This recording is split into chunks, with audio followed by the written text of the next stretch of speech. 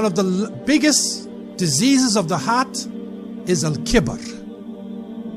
It is pride.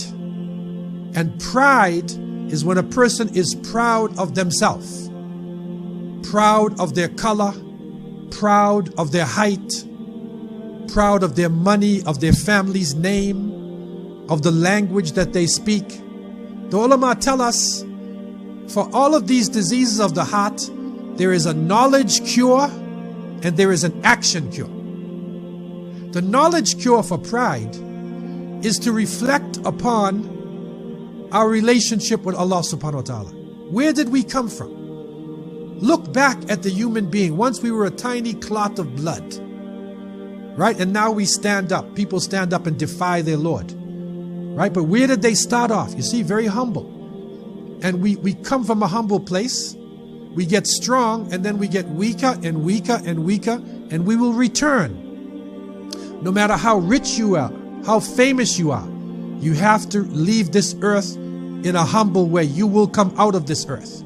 So what are we proud about? So the first thing is understanding who we are.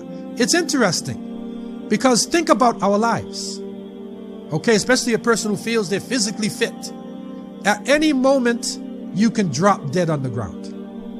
There are some people who are professional football players, right? Super Bowl that they're ready to play. Gladiators. And then one day he walks on the field and he just drops dead. He just has a heart attack and dies. You can drive in your vehicle and gone in a minute. Even the richest person on earth, even the heads of state, will fly in the plane and suddenly the plane crashes. So none of us have really any control over our destiny, you see? So why are we proud? We should be thankful that Allah Azza wa Jal gave us life. We should be thankful for the things that we have. The second part of the cure is the action cure.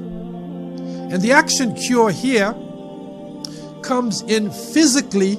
If we can't control our pride, then we need to do things that humble us. Do hard physical labor. You'll see the Prophet ﷺ in the day of the Khandaq, when they were digging the trench, when the Ahzab was about to attack them, he was carrying the bricks himself. Doing hard labor, taking the same as everybody takes.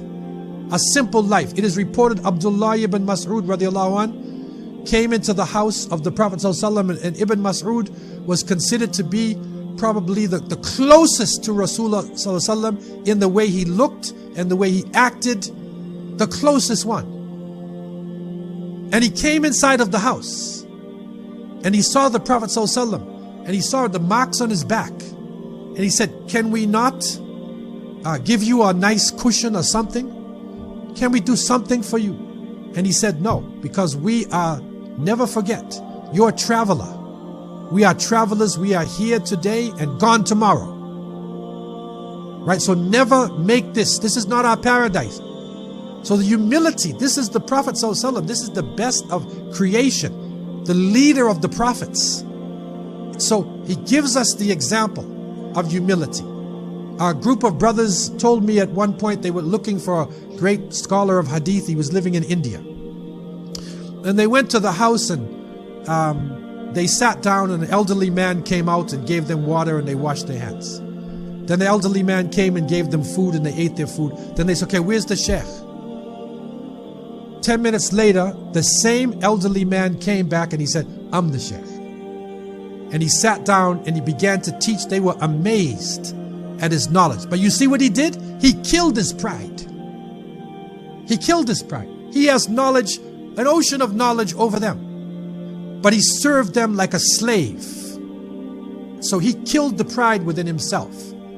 So part of this issue of al-kibr, part of it is that we need to take action. We need to take action against this.